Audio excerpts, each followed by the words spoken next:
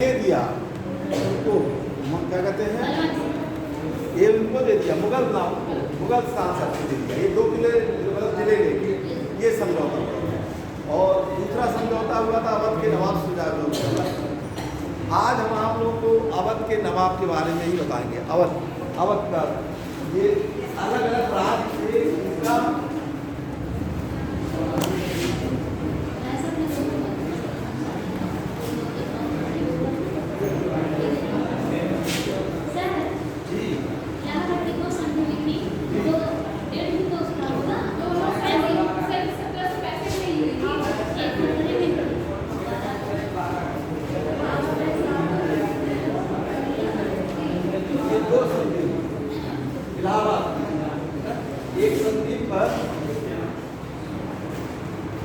एक संधि पर क्या कहते हैं, मुगल शासक शाह आलम द्वितीय ने दस्तखत किया था एक पे अंग्रेजों ने।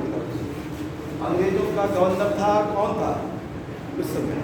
1765 ईस्वी में जो संधि हुई थी वो क्या कहते हैं, लॉर्ड क्लाइव। देखिए 1764 में लॉर्ड क्लाइव नहीं था, लेकिन 1765 में वो दोबारा आ जाता है और वो संधि करता है, इलाहाबाद की संधि।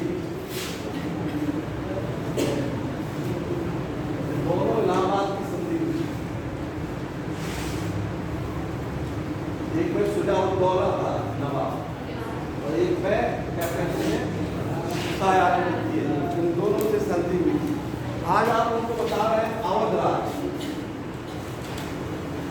अवध राज अंग्रेजों के लिए कामधेनु गाय था, यानी उस राज से अंग्रेजों को बहुत ज़्यादा धन की प्राप्ति थी। और अवध राज को ही बफर राज भी कहा जाता है। बफर राज का मतलब होता है मीडिएटर का काम करने वाला, यानी दूसरे राज्यों के बीच में जो मध्यस्थता करता है उसको बफर राज कहते हैं। अवध राज ये जो छोटे छोटे जितने भी राज्य का उदय हुआ मुगल शासन काल में, वो जब अंग्रेज क्या कहते हैं, अंग्रेज के तो आ ही गए थे। औरंगजेब की मृत्यु हो गई थी, उसके बाद फर्रुखसियर गद्दी पर बैठा, उसके बाद गद्दी पर बैठा क्या कहते हैं, छोटे छोटे दो शासक। फिर मोहम्मद शाह गद्दी पर बैठा। मोहम्मद शाह के काल में ये सभी राज स्वतंत्र होते गए थे। मोहम्मद शाह के काल, मोहम्मद शाह का काल 1719 से 1748, ये मोहम्मद शाह का काल। अवध राज्य भी एक तरीके से स्वतंत्र हो गया था। स्वतंत्र होने का ये मतलब है कि कर जो भेजते थे केंद्र सरकार, वो नहीं भेजने लगे, एकदम स्वतंत्र रूप से क्या कर अपना क्या कहते हैं। अवध के पहले बंगाल, मतलब बंगाल से स्वतंत्र हो गया था। एक राज और बन गया था, हैदराबाद, या इसको कहते थे दक्कन राज।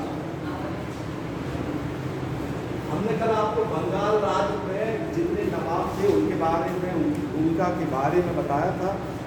अवध राज के समय एक क्या कहते हैं, सिया नवाब था जिसका नाम था सआदत खान।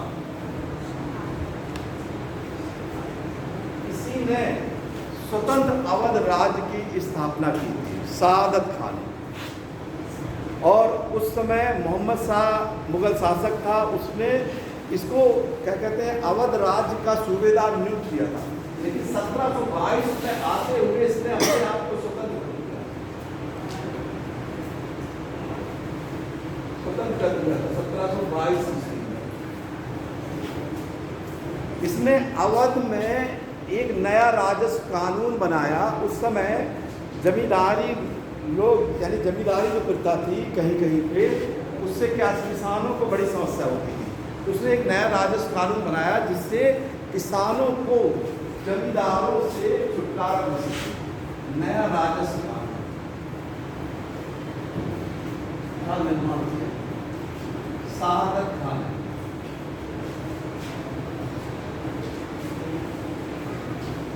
1739 ईस्वी में मोहम्मद शाह के काल में नादिर शाह भारत में आक्रमण करने के लिए आता है।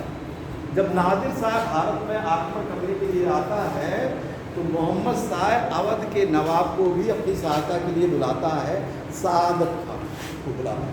लेकिन सआदत खान चाहता है कि वो दिल्ली का वजीर बन जाए, इसलिए वो अलग से नादिर शाह से मिलता है, अलग से नादिर शाह से मिलता है। वो कहता है कि अगर मुझको वजीर बना दिया जाए तो मैं आपको 20 करोड़ रुपया दूंगा।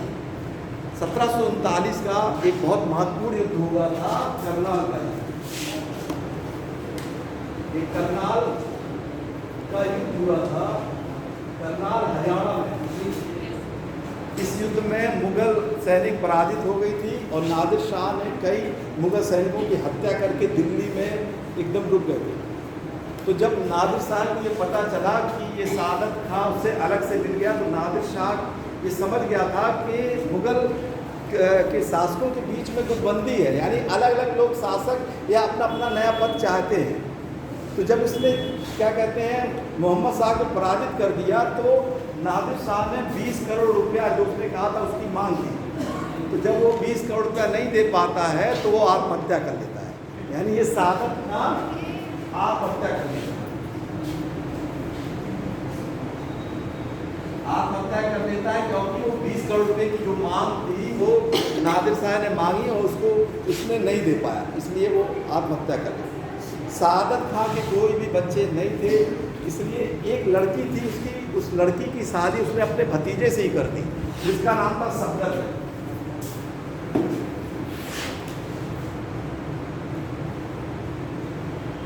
सफदरजंग 1739 से 1754। सफदरजंग सफदरजंग के समय में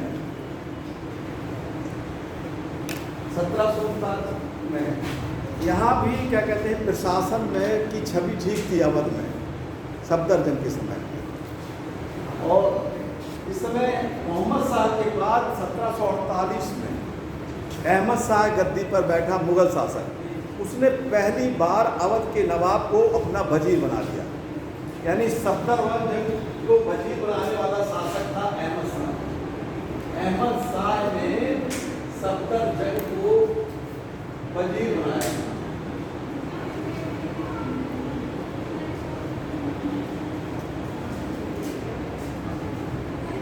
आगे चल के अवध के नवाब यानी अवध के जितने भी नवाब होने लगे वे अपने आप को अपने नाम के आगे जोड़ने लगे नवाब वजीर, क्योंकि उनका पद वजीर हो गया था। तो इसके बाद जितने भी नवाब थे वो अपने आप को नवाब वजीर कहने लगे, एक पद ही को क्या कहते हैं जोड़ने लगे। इसी समय जब नादिर शाह का आक्रमण तो खत्म हो गया, अहमद शाह अब्दाली का आक्रमण शुरू हो गया। पहला आक्रमण अहमद शाह अब्दाली का मोहम्मद शाह के ही काल में हुआ, लेकिन सबसे अधिक आक्रमण हुआ अहमद शाह के काल में। तो अहमद शाह के समय अधिक आक्रमण हो रहा था, सफदरजंग वजीर था ही, तो इसने मराठों से एक समझौता करना चाहा। उस समय कौन था मराठा शासक? इस समय मराठा शासक कौन था? बालाजी बाजीराव पेशवा थे, उन्हीं के पास। तो उसी के काल उसने समझौता किया कि आप अहमद शाह अब्दाली के जितने भी आक्रमण हो रहे हैं हमारी सुरक्षा कर दीजिए और मुगल शासक की रक्षा कर दीजिए, और रोहेलों से रोहेलखंड में भी कुछ क्या कहते हैं कि रोहेलों से भी सहायता कर दीजिए। तो 25,000 रुपया प्रतिदिन आपको दिया जाएगा और इलाहाबाद की सूबेदारी भी दी जाएगी। ये क्या कहते हैं सफदरजंग ने ये कहा कि इलाहाबाद का, अभी इलाहाबाद अवध में ही इलाहाबाद दिया नहीं गया, इलाहाबाद तो बाद में दिया जाता है ना, तो इलाहाबाद इसी समय यहाँ पे था। लेकिन मराठा लोग ने यही गलती की थी। सफदरजंग ने उनके साथ समझौता किया कि आप सहायता कर दीजिए, तो इसमें अगर ये सहायता करते मराठे तो पानीपत का जो युद्ध हुआ था उसमें ये अवध के नवाब सहायता करते। तो क्या कहते हैं मराठा लोगों ने गलती ये किया कि दिल्ली में जाकर इसके दुश्मन से मिल गए, इसलिए ये समझौता जो था वो टूट गया। और ये समझौता यानी बालाजी बाजीराव के काल में बहुत बड़ी गलती हुई कि ये समझौता जो हो रहा था अवध के नवाब से वो टूट गया, और अवध के नाम क्या कहते हैं जब समझौता टूट गया तो अंत में अवध के जो दूसरा नवाब हुआ उसने सहायता नहीं की। इसी समय 1753 में इसको अहमद शाह ने बर्खास्त कर दिया वजीर के पद से। कारण ये है कि अहमद शाह अब्दाली अपना पद चाहता था, तो इसको बर्खास्त कर दिया गया। अब 70 दिन के बाद गद्दी पर बैठता है शुजा-उद-दौला। शुजा-उद-दौला 1754 से 1775 ईस्वी।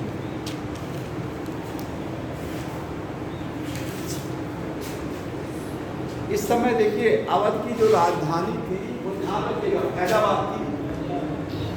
अभी तक जो हम आपको बता रहे हैं राजधानी फैजाबाद।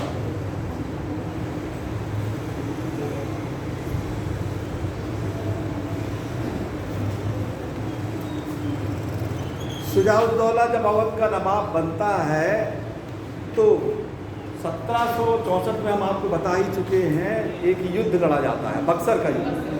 तो बक्सर का युद्ध जब लड़ा जाता है तो शुजा-उद-दौला मीर कासिम क्या कहते हैं शुजा-उद-दौला के पास जाता है, शुजा-उद-दौला हो जाता है। लेकिन इसके पहले जो हम आपको पानीपत का जो बताने वाले हैं कि पानीपत के तृतीय युद्ध में जब रघुनाथ राव दिल्ली आता है और वहाँ के वजीर को और वहाँ के जो सेनापति उनको दोनों को अलग करता है। एक सेनापति जो रहते हैं नजीबुद्दौला उसको अलग करता है रघुनाथ राव, और पंजाब में भी जो क्या कहते हैं अहमद शाह अब्दाली के शासन में जो व्यक्ति शासन करता है उसको भी अलग कर देता है। इससे क्षुब्ध होकर अहमद शाह अब्दाली को बुलाया जाता है। इसमें शुजा-उद-दौला अहमद शाह अब्दाली की सहायता करता है, शुजा-उद-दौला, और 1761 का पानीपत का युद्ध होता है जिसमें मराठे पराजित हो जाते हैं। यानी शुजा-उद-दौला ने सहायता की थी अहमद शाह अब्दाली की। शुजा-उद-दौला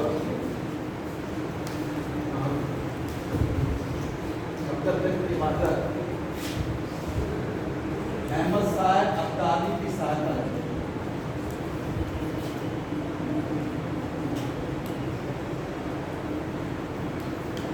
किया था।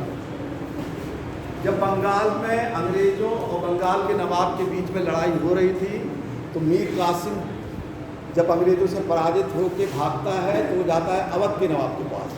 अवध के नवाब और मुगल शासक और मीर कासिम तीनों लोगों की संयुक्त सेना बक्सर पे युद्ध लड़ती है और ये युद्ध में पराजित हो जाते हैं शुजा-उद-दौला। तो 1764 में पराजित हो जाते हैं। अब इनके साथ अंग्रेज लोग संधि करते हैं 1765 ईस्वी इलाहाबाद की संधि। इसके काल में हुआ इलाहाबाद की संधि 1765 ईस्वी। इस इलाहाबाद की संधि में इलाहाबाद और कड़ा का 2 जिला अंग्रेजों को देना होता है।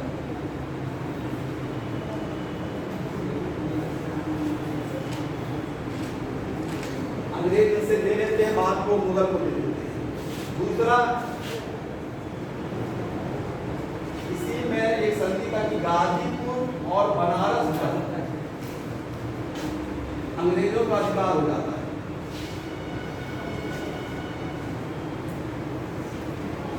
अंग्रेज बलवंत सिंह नामक किसी व्यक्ति को वहां पर नियुक्त कर देते हैं।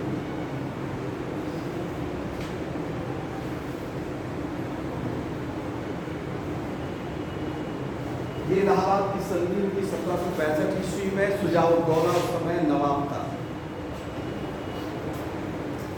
शुजा-उद-दौला के समय में ही वारेन हेस्टिंग गवर्नर जनरल था बंगाल में।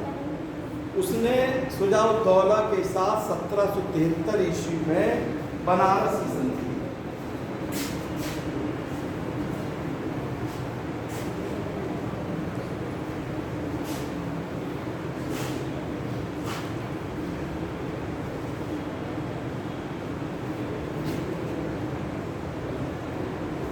देखिए ये जो इलाहाबाद और कड़ा का जिला ये तो पहले से लेकर मुगल शासक को दे दिया, बाद में फिर इलाहाबाद और कड़ा का जिला मुगल से ले लिया गया।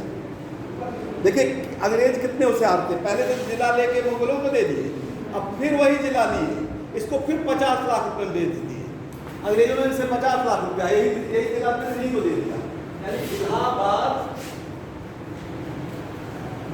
एवं कड़ा का जिला नवाब को पुनः मिल गया।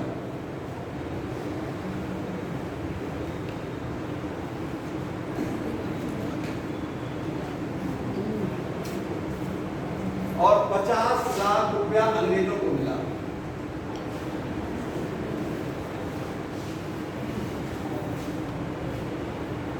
ये 1773 की बनारस की संधि थी।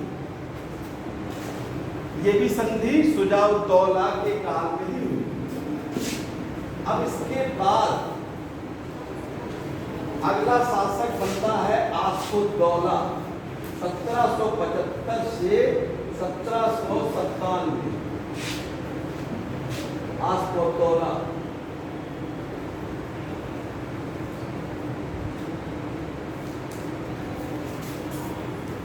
आसफुद्दौला ने अपनी राजधानी फैजाबाद से लखनऊ कर दिया। अवध की राजधानी फैजाबाद से लखनऊ राजधानी कर दिया। इसके समय में एक संधि होती है। उस समय बंगाल का गवर्नर जनरल रहता है वारेन हेस्टिंग, और इस संधि का नाम है फैजाबाद की संधि 1775 में।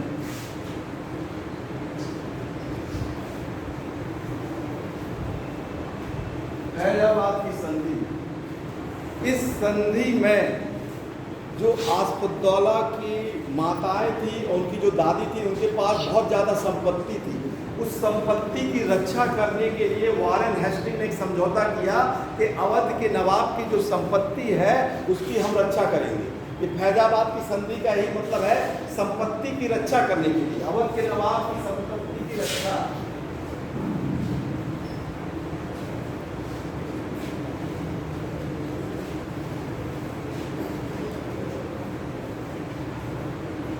रक्षा करने के लिए ये वारेन हेस्टिंग ने ये संधि की। वारेन हेस्टिंग के कारण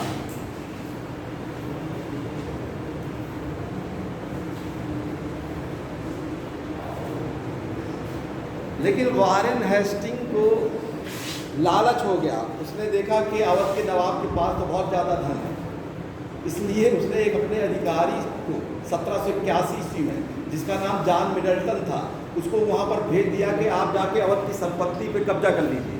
1781 ईस्वी अवध के नवाब के पास मिडल्टन को संपत्ति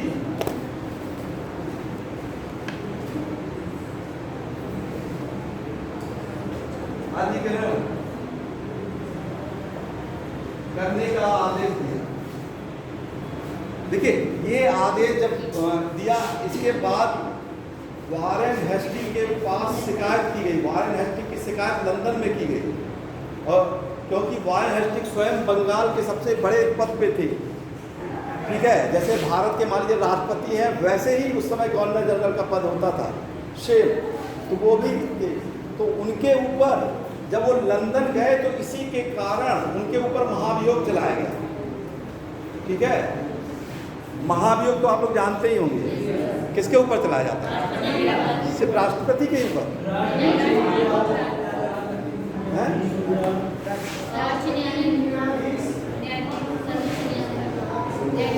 ये राष्ट्रपति के चलाया जाता है, सर्वोच्च न्यायालय और उच्च न्यायालय के न्यायाधीश के ऊपर भी चलाया जाता है, और राज्यपाल के ऊपर नहीं, और नियंत्रक महालेखा परीक्षक उनके ऊपर भी चलाया जाता है। ठीक है, तो लंदन में वारेन हेस्टिंग के ऊपर इसलिए महाभियोग चलाया गया था क्योंकि उन्होंने अवध के नवाब की जो संपत्ति था उसका दुरुपयोग किया था। इसकी शिकायत की गई थी, लेकिन बाद में नवाब क्या कहते हैं, वारेन हेस्टिंग के पक्ष में झूठी दलील देकर उनको बचा लिया गया। लेकिन ये क्या कहते हैं, पहला ऐसा गवर्नर जनरल था जिसके ऊपर महाभियोग लंदन में चला हुआ था, वारेन हेस्टिंग, और इसी कारण क्योंकि उन्होंने अवध की संपत्ति को ग्रहण कर लिया था। ये फैजाबाद की क्या कहते हैं, ये संधि। आसफुद्दौला ने लखनऊ में एक इमारत बनवाई थी, उस इमारत का नाम था इमामबाड़ा। इमामबाड़ा, इस इमामबाड़े का निर्माण करने का उद्देश्य था मुहर्रम मुहर्रम का पर्व यानी त्यौहार मनाने के लिए इमाम बाड़े का निर्माण किया गया था। इस इमाम बाड़े में स्तंभों का प्रयोग नहीं किया गया। मुहर्रम के लिए इमाम बाड़ा बनाया गया था और इसमें स्तंभ नहीं है।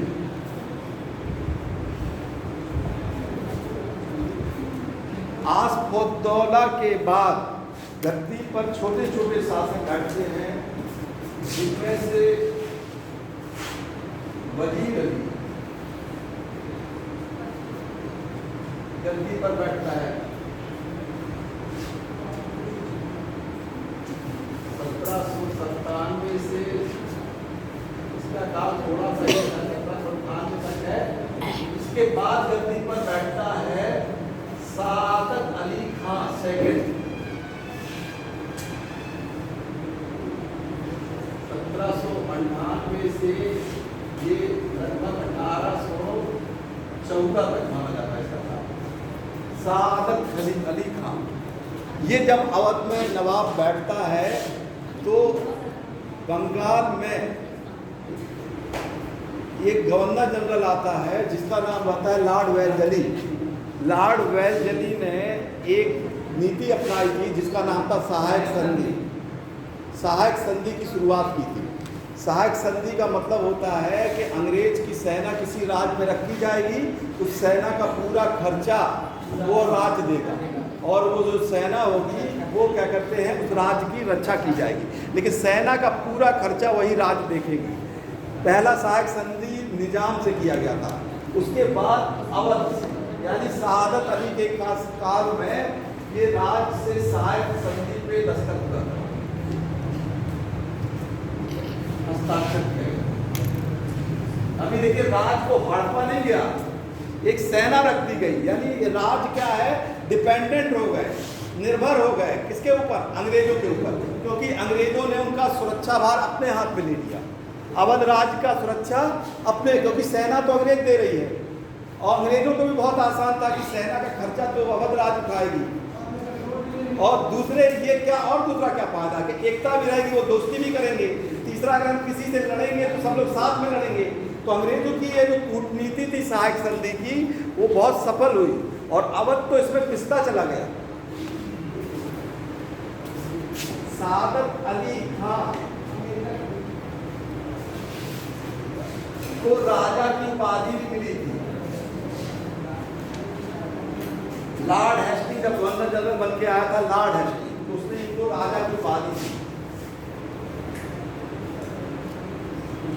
इसके बाद गवर्नर जनरल बन, इसके बाद कई और छोटे छोटे शासक बने थे।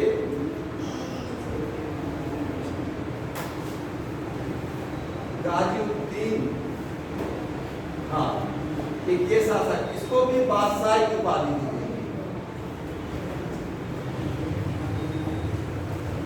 इसके बाद छोटे शासक बने मोहम्मद अली। मोहम्मद अली के बाद शासक बना अमजद अली, जिनका बहुत ज्यादा इतिहास नहीं है। अमजद अली, अमजद अली के बाद अवध का अंतिम नवाब था वाजिद अली शाह। 1748 से 1756 ईस्वी वाजिद अली शाह ये अवध का अंतिम नवाब था।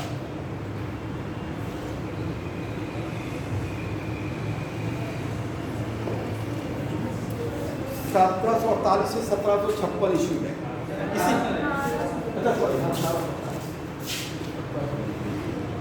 1848 से 1856 जी। इसी समय देखिए भारत में गवर्नर जनरल बन के आए थे Lord Dalhousie. Lord Dalhousie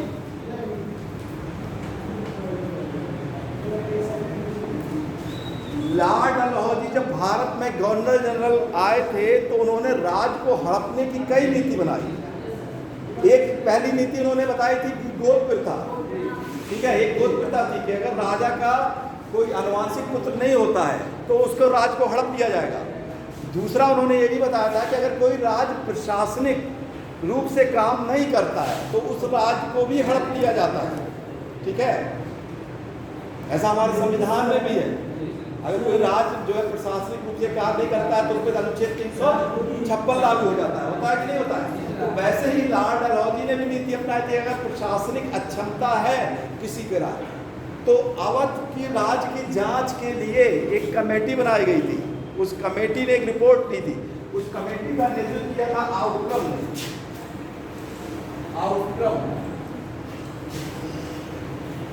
outcome की रिपोर्ट के आधार पर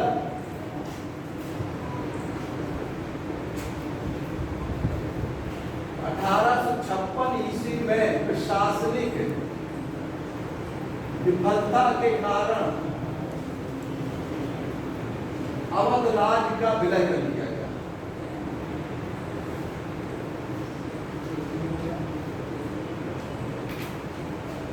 ये पहला ऐसा राज्य था कि जो प्रशासन न चला जाने के कारण इस राज्य का अंग्रेजी शासन में विलय हो गया। लॉर्ड डलहौजी के काल में आउटकम जो कमेटी थी उसने ये रिपोर्ट दी थी कि वहाँ के जो नवाब है वो लोगों के ऊपर शासन सही से नहीं चला पा रहे हैं। वाजिद अली शाह को गिरफ्तार कर लिया गया क्योंकि उनको डर था कि विरोध, और इनको कलकत्ता में नजरबंद कर दिया गया।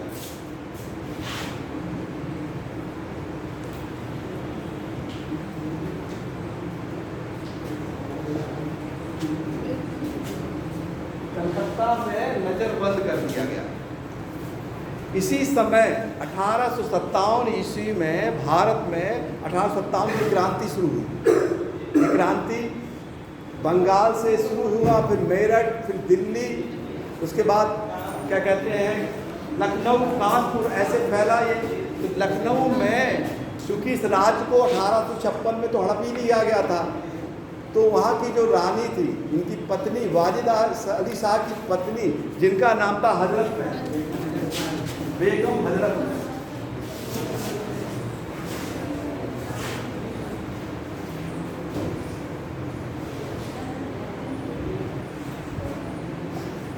इन्होंने विद्रोह कर दिया। 1857 में इन्होंने विद्रोह कर दिया। इनके अल्पवयस्क पुत्र जिनका नाम था ब्रिटिश कादिर, इन्होंने भी विद्रोह कर दिया।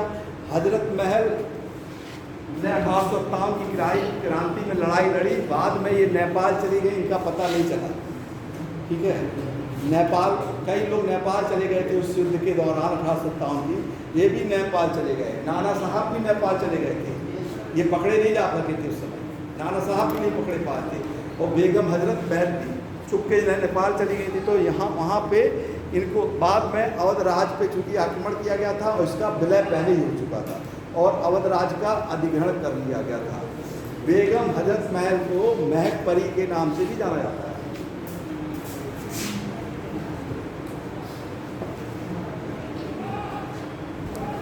महक परी भी इनको कहा जाता है। तो ये था अवध का राज जिनका जो है अंत में विलय हो गया था। इसी राज्य की श्रेणी में एक बहुत इंपॉर्टेंट राज्य का इतिहास है मैसूर।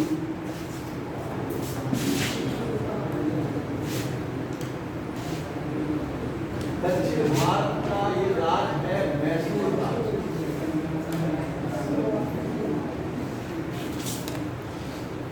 देखिए, क्योंकि विजयनगर साम्राज्य के बारे में सिलेबस नहीं था, जब विजयनगर साम्राज्य का अंत हुआ, विजयनगर साम्राज्य का जब अंत हुआ था तो उसके बाद क्या कहते हैं वाडियार वंश का शासन आया था। वाडियार वंश,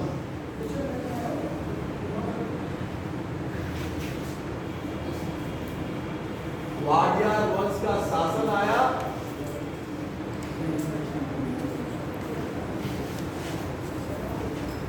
और इसी शासन काल में कृष्णराज एक शासक हुआ। इसी शासन काल में उसके दो मंत्री हुए थे। इसमें एक मंत्री का नाम था नंदराज। इसी नंदराज के समय में हमको मैसूर वंश के एक शासक हैदर अली का उल्लेख मिलता है। नंदराज ने हैदर अली की नियुक्ति की थी। हैदर अली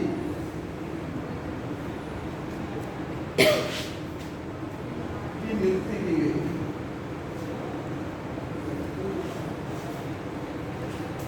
नंजराज के समय ये बाद में हैदर अली ने क्या किया, अपने शासक की हत्या यानी नंजराज की हत्या करके पूरे मैसूर के क्षेत्र में अपना अधिकार कर लिया।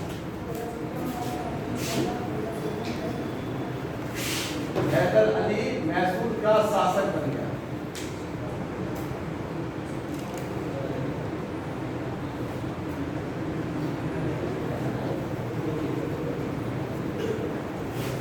हैदर अली यूरोपीय यानी फ्रांसीसियों के साथ अपना क्या कहते हैं सहयोग करता था, फ्रांसीसी सेना से अपना सहयोग लेता था।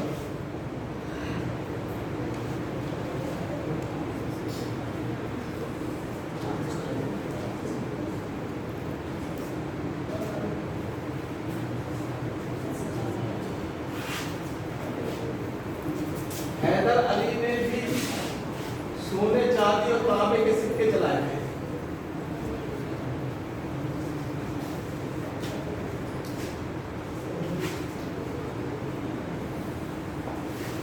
हैदर अली का युद्ध अंग्रेजों से होता है दक्षिण भारत में। हैदर अली के लड़के का नाम था टीपू सुल्तान। टीपू सुल्तान टीपू सुल्तान भी फ्रांसीसियों यानी यूरोपियों की तरह जीवन शैली अपना जीना चाहता था फ्रांसीसियों में। इसीलिए उसने एक क्लब बनाया था जिस क्लब का नाम था जैकोबिन क्लब। जैकोबिन क्लब का निर्माण किया है।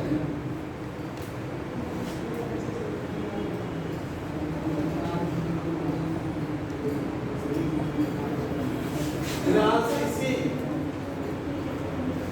सेना की सहायता से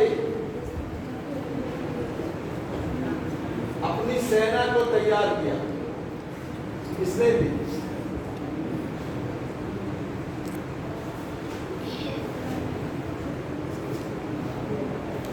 फ्रांसीसी सेना को अपनी सेना पे तैयार किया था। ये हैदर अली और टीपू सुल्तान इन दोनों का युद्ध होता है दक्षिण भारत में। अंग्रेज देखिए अभी अंग्रेज का पूरा शासन बताना है, लेकिन आप लोग ऐसे समझ लीजिए कि अंग्रेज भारत में अंग्रेजों का आगमन जो भारत में हुआ था, पहले तो उन्होंने अपनी फैक्ट्री स्थापित की थी दक्षिण भारत में 1611 ईस्वी में, ठीक है, दक्षिण भारत में 1611 ईस्वी में। इसके बाद 1616 ईस्वी में सूरत में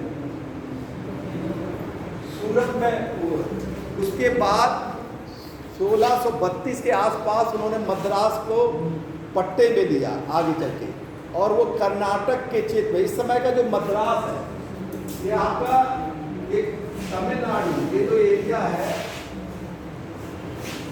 ये उस समय का पूरा ये एरिया कर्नाटक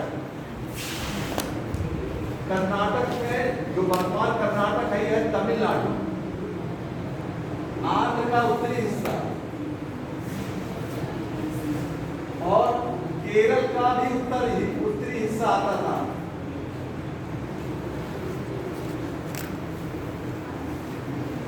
ये कर्नाटक का ये पूरा क्षेत्र था। वहां पर अंग्रेज फ्रांसीसी लोग पूरब में बसे हुए थे कर्नाटक के क्षेत्र में। तो सबसे पहले मद्रास के आसपास 1765 से 1767 के बीच में अंग्रेजों और हैदर अली के बीच में पहला युद्ध होता है आंग्ल मैसूर का युद्ध। आंग्ल मैसूर का युद्ध ये होता है 1765 से 1767 के बीच में। इस समय अंग्रेजों की सहायता, अंग्रेजों ने एक छोटा सा पहले गुट बनाया था, मराठों को अपने साथ में लिए थे, क्योंकि वो दक्षिण में किसी ना किसी के सहयोग चाह रहे थे। तो अंग्रेजों की सहायता किया था निजाम एवं मराठों।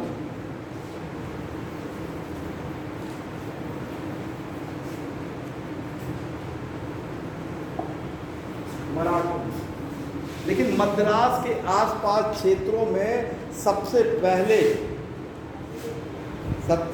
1769 ईस्वी के आसपास हैदर अली ने मद्रास के किनारे अंग्रेजों को हरा दिया। ये उस समय देखिए अंग्रेजों की पहली दक्षिण में पराजय हुई तत्काल 1769 ईस्वी में, क्योंकि 1769 के पहले आप देखेंगे कि 1757 में किराए ने जीत लिया था युद्ध प्लासी का, और 1764 में क्या जीता था, बक्सर जीत चुके थे, इधर वो युद्ध जीत चुके थे।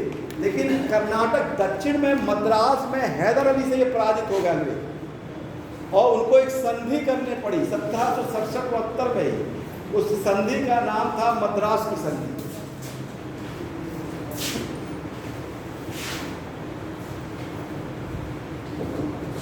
मद्रास की संधि।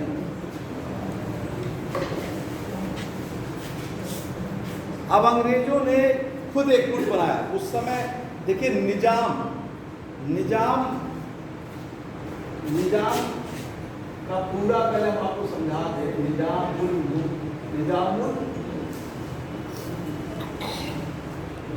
मुल्क ये पूरा नाम है। ये जब मोहम्मद शाह मुगल शासक था तो इस नवाब ने दक्कन राज की स्थापना की थी। दक्कन राज का मतलब होता है हैदराबाद। ये आप देखिए मैप में तमिलनाडु के उत्तर का ये एरिया दक्कन का था, ठीक है, ये एरिया दक्कन का था। दक्कन के दक्षिण में क्या कहते हैं कर्नाटक था, जहाँ पर क्या कहते हैं अंग्रेज लोग थे, और इसी क्या कहते हैं उत्तर में मैसूर का भी राज था। कर्नाटक के उत्तर में तो मैसूर लोग जब दक्षिण जाते थे, यानी दक्षिण पर आक्रमण होता था, तो तब भी वो मद्रास कर्नाटक का ही भाग था, तो मद्रास में ये संधि हो चुकी थी। तो अंग्रेजों ने क्या किया कि दूसरे युद्ध के पहले एक गुट बनाया, यानी निजाम से समझौता किया।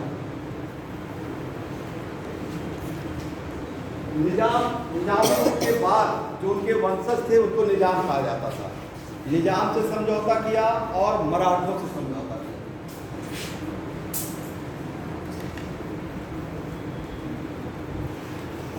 लेकिन हैदर अली ने यहाँ पे चालाकी किया। हैदर अली ने मराठों को 35 लाख रुपया नगद देने की बात कही और उस गुट से अलग कर दिया।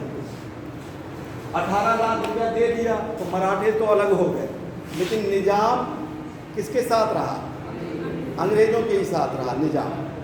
लेकिन निजाम को भी अगर क्या कहते हैं महमूद शाह नामक एक व्यक्ति ने अलग कर दिया, और वो भी चला आया हैदर अली के साथ। लेकिन इस बार अंग्रेजों ने आक्रमण किया तो हैदर अली पराजित हो गया।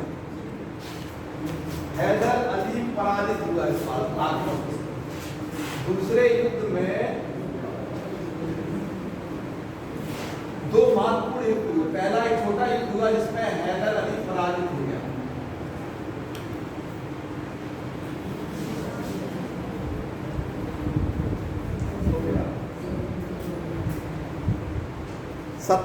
देखिए हमने बताया है कि 82 में एक संधि हुई थी मराठों की अंग्रेजों से। कौन सी संधि? सालबाई हुई थी ना। तो 1782 में अंग्रेजों ने मराठों से संधि की थी, सालबाई की संधि। उस संधि में ये था कि अगर अंग्रेज कहीं आक्रमण करेंगे तो मराठे अंग्रेज का सहायता देंगे। तो इस संधि के कारण अब मराठे क्या कहते हैं अंग्रेजों को ही उनका साथ देना था। इस संधि के कारण, ये बहुत इंपॉर्टेंट संधि वहां हुई 1782 ईस्वी में। इस सालबाई की संधि के कारण अंग्रेज लोग हैदर अली से बिल्कुल अलग हो गए और वो अंग्रेजों के साथ हो गए। इधर हैदर अली के खिलाफ अंग्रेजों ने 1782 ईस्वी में एक युद्ध लड़ा गया पोर्टो नोवा का।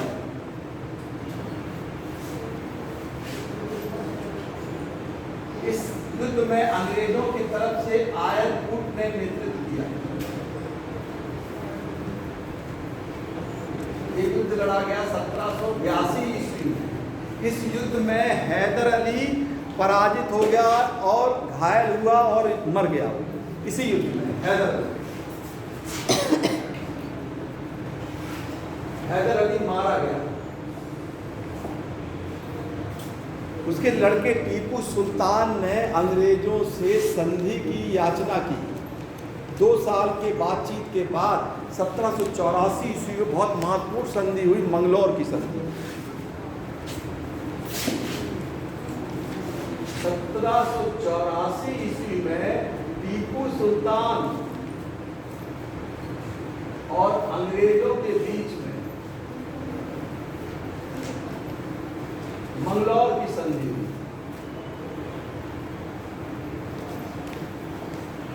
इस संधि पर मद्रास का जो गवर्नर था मैकार्टनी, उसने दस्तखत किए।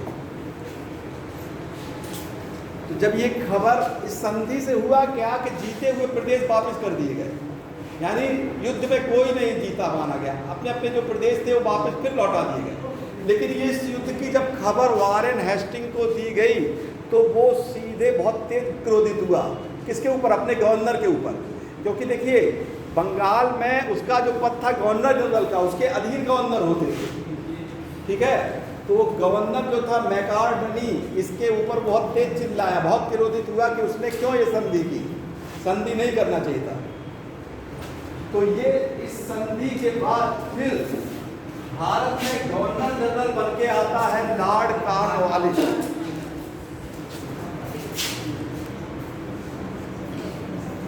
लॉर्ड कॉर्नवालिस जब गवर्नर जनरल बन के आता है तो 1790 से 1792 ईस्वी में ये तीसरा आंग्ल मैसूर युद्ध हुआ। आंग्ल मतलब तीसरा, अंग्रेजों और मैसूर के बीच में तीसरा आंग्ल मैसूर युद्ध हुआ।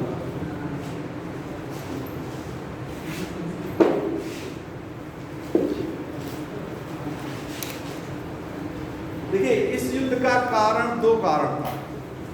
पहला कारण ये था कि टीपू सुल्तान फ्रांसीसियों से अपना संबंध बना रहा था।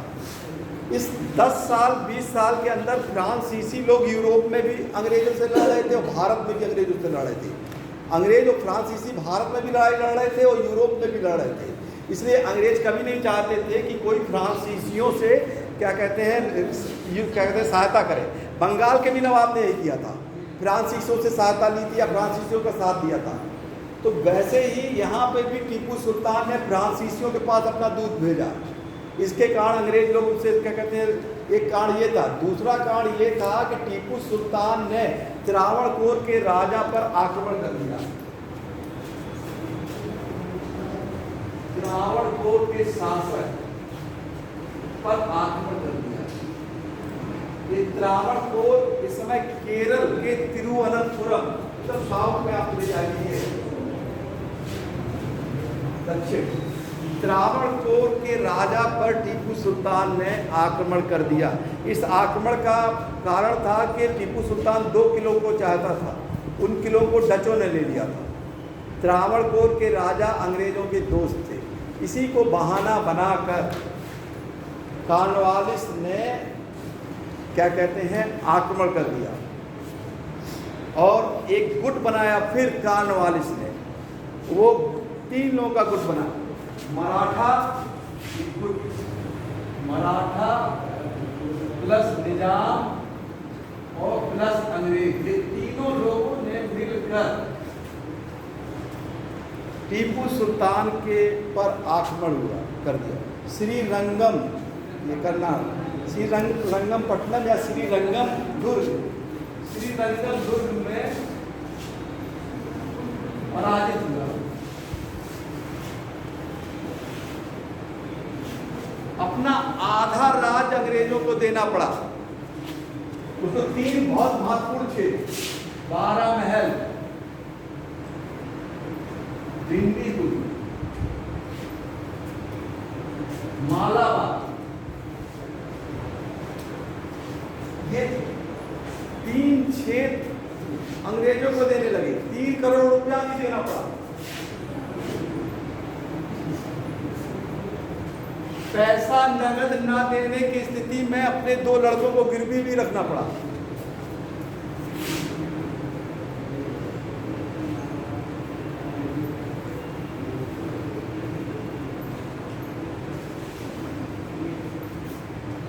मराठों को भी फायदा हो गया, मराठों ने अंग्रेजों का सहायता दिया तो उनको भी फायदा हो गया।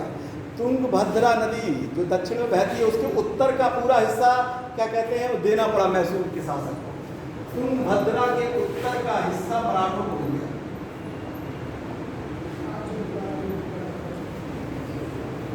मराठों की और कृष्णा तथा वैलार नदी है, नदी के बीच का हिस्सा निजाम कर लिया।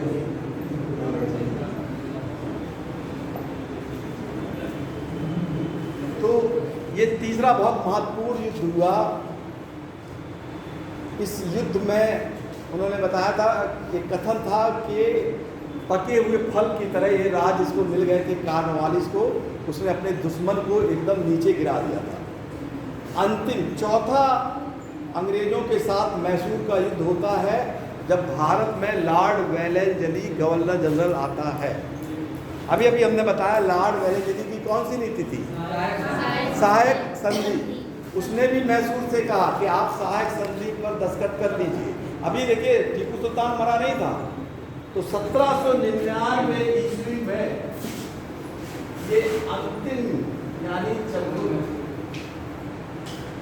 चतुर्थ मैसूर युद्ध हुआ। इस समय भारत का या बंगाल का गवर्नर जनरल, भारत का मत कहिए, बंगाल का गवर्नर जनरल लॉर्ड वेलेस्ली चतुर्थ मैसूर युद्ध। इस युद्ध का कारण सहायक संधि पर हस्ताक्षर न करना।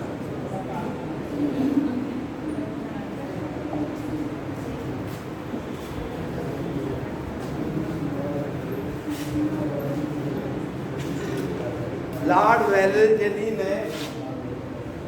वेलेस्ली ने 3 सेनाओं को तैयार किया और 3 सेनाओं को टीपू सुल्तान के खिलाफ आक्रमण करने के लिए भेज दिया। पूरब की तरफ से 2 सेना, ठीक है, पूरब की तरफ से और पश्चिम की तरफ से। पूरब की तरफ से उन्होंने कर्नल वेलेस्ली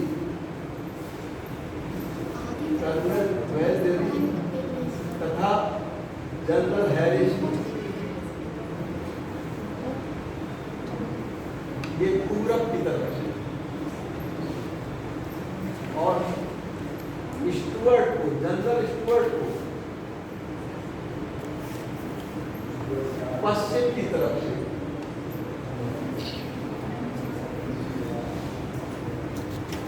पश्चिम की तरफ से आक्रमण करने के लिए भेजा। इस युद्ध में श्रीरंगम के किले के पास ही टीपू सुल्तान लड़ते लड़ते मारा गया, एकदम युद्ध में ही मारा गया 1799 में। उसका पूरे राज्य को सहायक संधि के माध्यम से हस्ताक्षर करके एक तरीके से विलय ही कर लिया गया 1799 में मैसूर राज्य।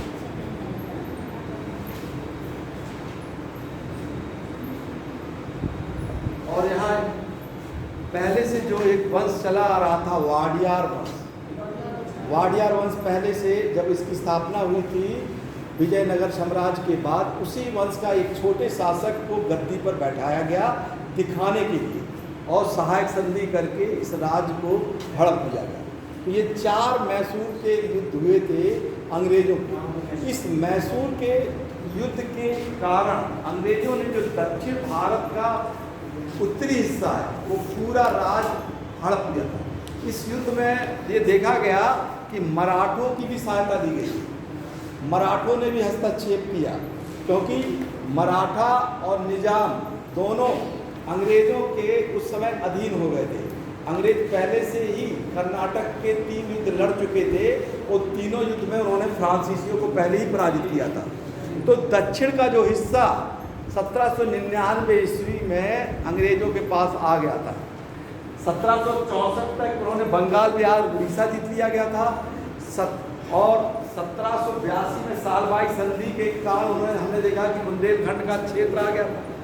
इसके बाद 1799 के बाद जो बाकी हिस्सा बचता है उनका, गुजरात का, महाराष्ट्र का, वो उन्होंने मराठों से जो 3 युद्ध लड़े गए थे, उन युद्धों के कारण अंग्रेजों ने जीत लिया। तो ये बहुत इम्पोर्टेंट युद्ध था मैसूर का युद्ध। अब इसमें से आपको देखिए जो पूछना है इसमें अब आप पूछ लीजिए, ठीक है।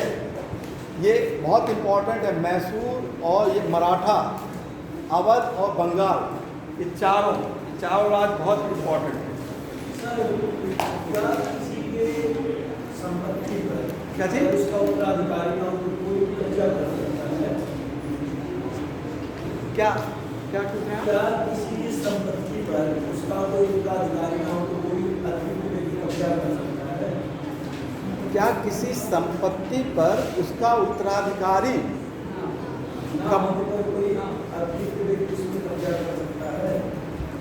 उत्तराधिकारी ना रहते कोई कब्जा, मतलब कब्जा कर सकता है। जैसे ये अवध वाले सिस्टम में भी आपने बताया जी, अयोग्य शासक की वजह से कोई राजा